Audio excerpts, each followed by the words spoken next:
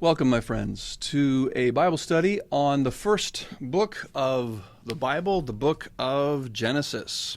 A couple of thoughts as we begin here with this very first word from God. I'd like to give you hopefully a new thought, a new perspective, a new way to look at each of the chapters in the book of Genesis. Most of us have probably read Genesis before and been in a Bible study in it. So there's a lot of basic things in the book of Genesis that I probably won't cover in this study. But as I go kind of like chapter by chapter, I'll highlight some things that you may not have thought about before, may not have been taught before. One of the emphases that I think you'll find from me is that I like to ask the question, so what? Why is that particular view, why is that particular point, why is that particular verse important to us today? And so as I go through a Bible study, even my own Bible study, I like to ask and try to answer that question. Much of what I'll present chapter by chapter will be topical, so please feel free to pause after I've presented a topic and reread that part of the chapter and discuss it amongst yourselves. As always, feel free to fact check me by God's word. I don't mind that. I encourage that. I'm a pretty good sinner, sinful by nature. And so I'm going to end up saying something pretty dumb, even if I don't mean to. If you have any questions or concern about something that I've said, or maybe something I didn't say, please ask me. I'm just a text or an email, or in many cases, I'm just right next door. So I would ask you to begin by reading Genesis chapter 1, verse 1 through chapter 2, verse 3. Now that might seem a little odd. Why don't we just read Genesis chapter 1, verse 1 through the end of the chapter, verse 31? Well, because the chapter and number divisions that are in our Bible are not original to the Bible text. I don't know if you knew that, but all the number 2, 3, and 4, all the tiny little verse numbers, every one of the headings that describe a section. So this Bible says, beginning of chapter 3, it says, the fall. All of those things are not in the original text of the Bible. None of them are. In fact, the only headings, really, that are in the original text are the ones in the book of Psalms. So, for instance, if I turn to Psalm 45 here, right up here at the top, we have a little heading. And that heading says, to the choir master, according to the lilies, a maskil of the sons of Korah, a love song. That is actually in the original text of the Bible. But the rest of the numbering and verses and chapter divisions, those are not original. Those have been put in either by modern editors. The chapter and verse numbers were put in by some Bible scribes 1,000 or so years ago. And it was kind of like their best idea for maybe how to divide up a book of the Bible into sections.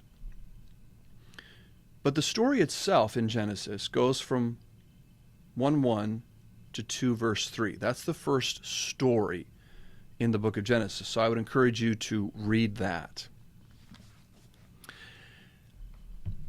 Now, as you read it, I hope that you'll see that there is a pattern in these first couple of days of Genesis.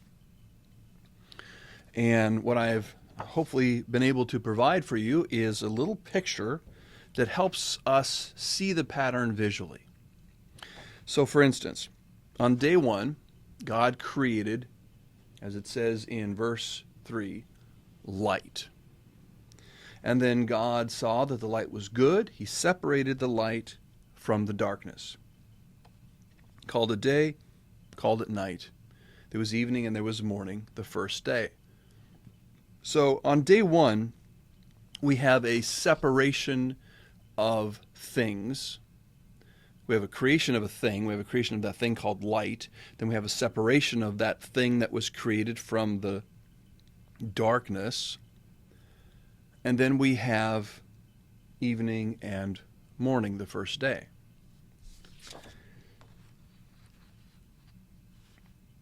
The pattern repeats itself, 1, 2, 3, the pattern repeats itself, 1, 4, 5, 6, on day 4. Because on day 4, the light that was created on day 1 is gathered together into specific places. So now light comes from stars. So if we look at verse, as my computer software here tries to catch up with me.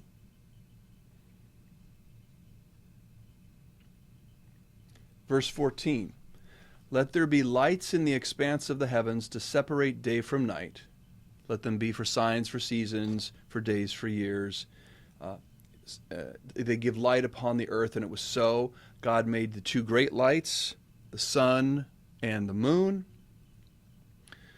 God saw that it was good, and there was evening and there was morning the fourth day. So these 2 days parallel each other. If we go back up to day 2, right, we have again a separation.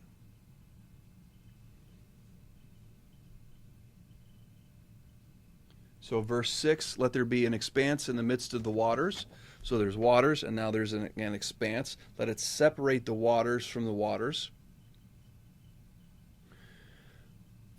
Also probably more vertically than horizontally there. God called the expanse, and this is verse 8, and this is where it gets kind of interesting, and I'll talk about this in a little bit.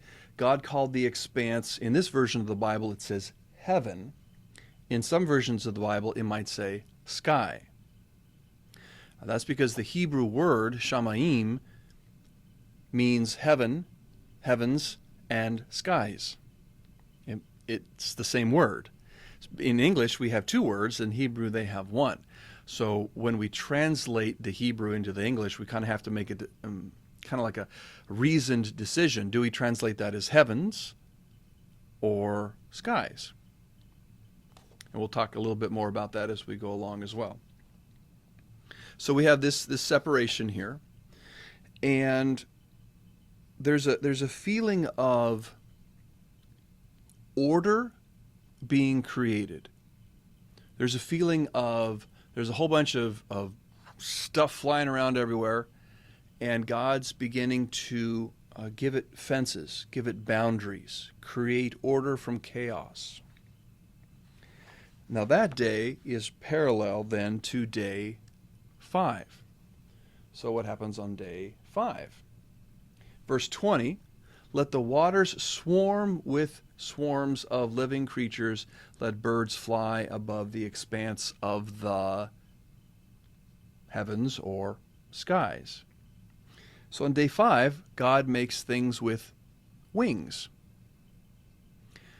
Some animals with wings fly in the expanse above. Some animals with wings fly in the waters below.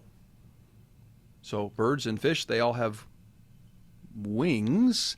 They all have these created parts that allow them to move through their specific environment, whether that be atmosphere, air, or water in the ocean. Day 3, then, so that begins on verse 11. God said, let all the growing things start to grow, right? From this kind of becoming less chaotic, we have even more defined spaces. We have dry land and wet land, and then the dry land starts to do a thing. It starts to bring forth vegetation, plants yielding seed according to their own kind, trees. God saw that it was good. There was morning and evening the third day. And then that's in parallel with, follows the pattern then for verse 6, when on this flat-landed, this land area, God makes creatures that can move through it, right? He gives them legs. He doesn't really give them wings or fins. He gives them legs so that they can walk, crawl on land. So what I hope you can see here is that there is a pattern, there is a structure in the first chapter of the Bible. Now, why is that important? The Bible is full of patterns. It's full of structures. It's full of things that are parallel to each other, things that complement each other, things that lead one to another. And if you can see those patterns, if you can see that structure, then meaning is discovered. The patterns lead us to the meaning that God wants us to realize, take to heart. The patterns help us to memorize, to take into our mind and our heart, put on our lips, the Word of God. If it was all just a jumble of stuff, it'd be almost impossible to begin to memorize. But once you start to see the patterns and the structures, you're like, oh, okay, I actually don't have to learn 6 days of creation. I can just learn the pattern, 3 and 3. Light, water and air, creatures in water and air, dry land, stuff that goes on dry land. Boom. It's really easy. It's really simple. Now, one other tiny little tidbit I like to throw into all of this is the question, when did God create time? On which one of these days did God create time?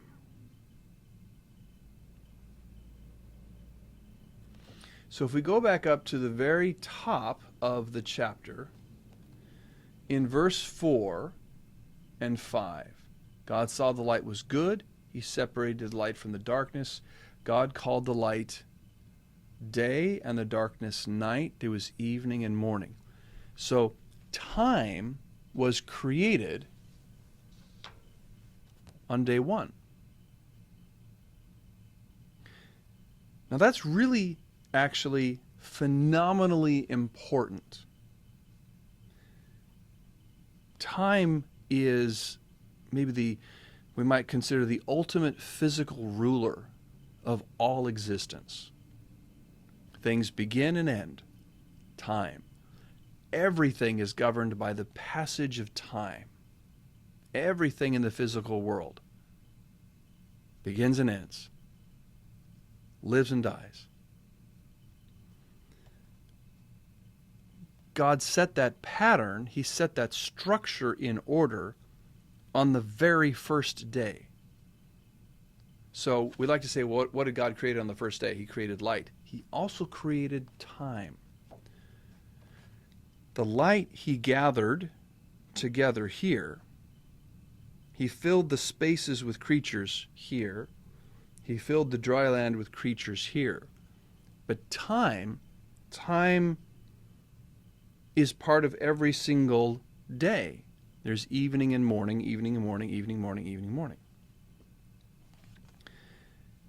Now, when you look at this structure, this pattern, you see it's laid out very nicely. Got the pretty little colors, black and white and blue and green and stuff. Is this the entirety of what God created? Short answer, no, it isn't.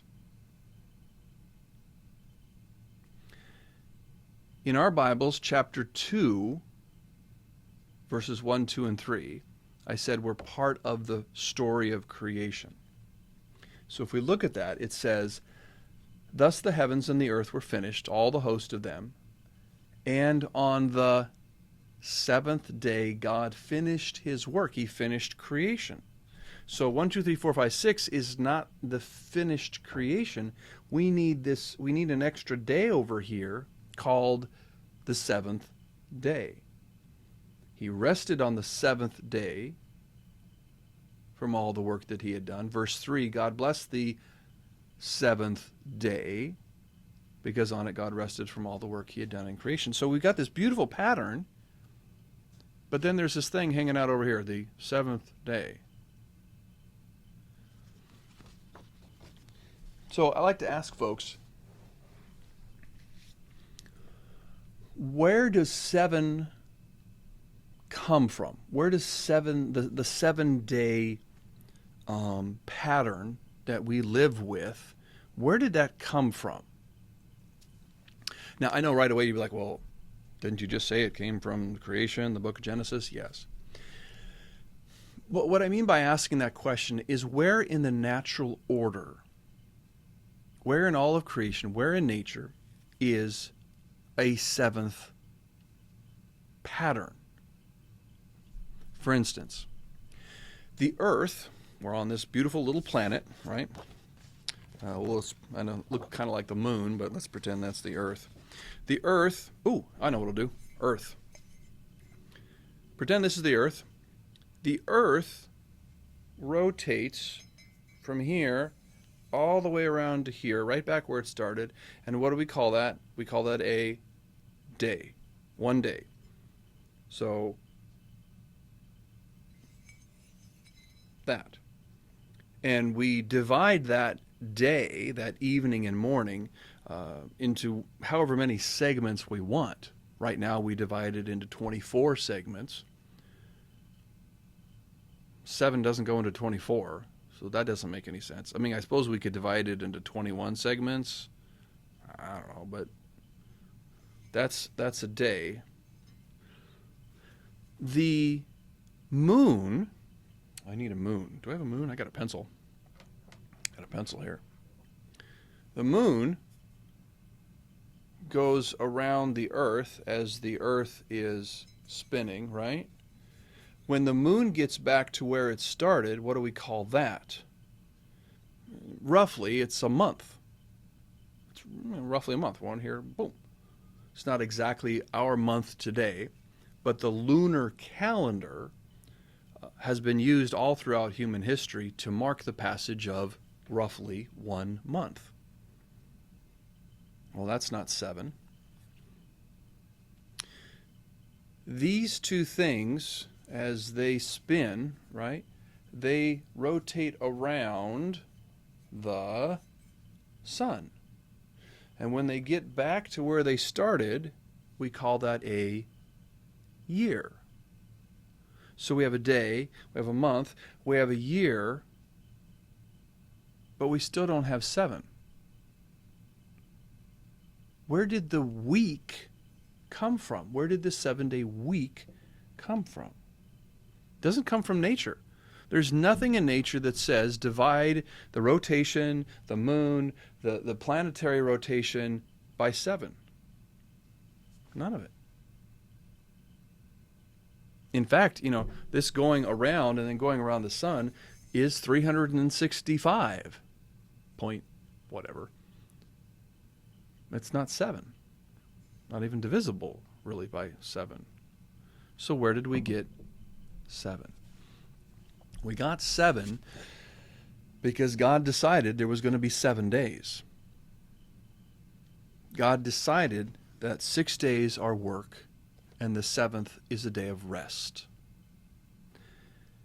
So when I say that God created time on the first day, he not only created evening and morning, he created the 7-day cycle.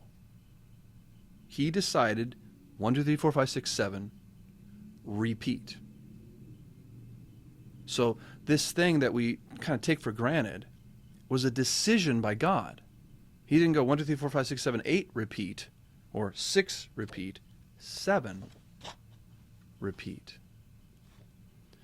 So, as God created order out of chaos, as he created things and put them into specific spaces on specific days, he orders and governs not only that physical space, but also the passage of time. If you think about it, the Bible's very first word, in English we say in the beginning, in Hebrew it's one word, Bereshith. That very first word is a time word. In the beginning, in the start of things. It's a time word. You could say that time was created first, even before light, because God began a thing. So on this seventh day, chapter 2, it says that God finished his work and rested. Verse 3, he rested on the seventh day. What is God really doing on the seventh day? Is he napping? Does he take a vacation and go to a different part of the universe where there's beaches and stellar shapes and stars, and leaves the planet behind, kind of like we'd like to leave our cell phone behind and go to the beach? Is that what God does on the seventh day? Just separates himself from everything and everyone? And enough of those humans for 6 days. Man, I need a break. God rests. What if we think about God resting as God making himself available to us?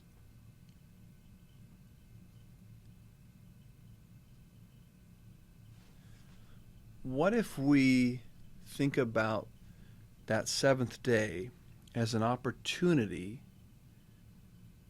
to stop ourselves and be with the one who has stopped himself?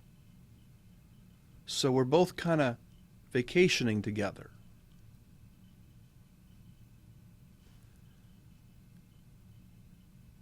And if we take that seventh day, if we take the opportunity of that seventh day to hang out with the God who created everything and who's just hanging out himself, what might we do with God on that day? You take a vacation with someone that you love, a friend, a spouse, and you go somewhere and you're sipping Mai Tais on the beach. What are you doing? Sometimes you are silent together. Sometimes you just talk. You just share things with each other. Kind of get it off your chest a little bit. Maybe think it through a little more slowly.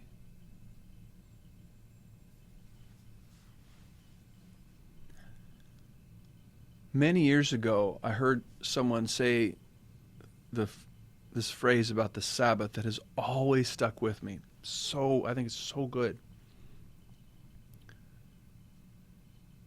Do we take the seventh day, do we take Sunday, as a chance to get ready for the rest of the week? Or do we take the week to get ready for Sunday? Do we use the Sabbath to get ready for the rest of the week, or do we use the week to get ready for the Sabbath?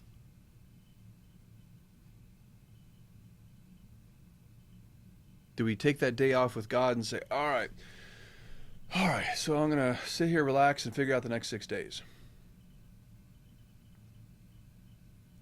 Or do we say, okay, it's Monday.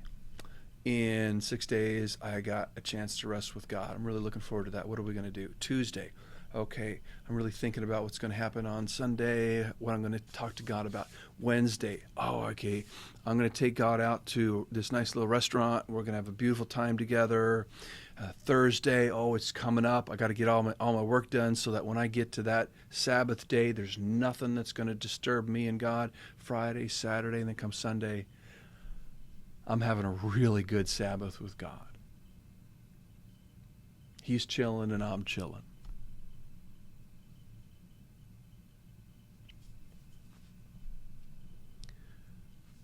In all of creation, human beings are the only creation, the only created thing that takes time off from doing to not do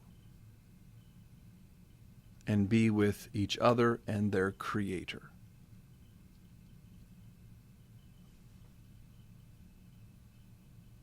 The Sabbath was created for man.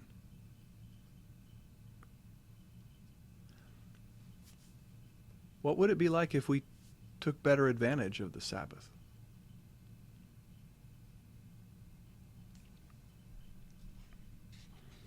All right. I think I'll call that a session, maybe our first session on Genesis chapter 1.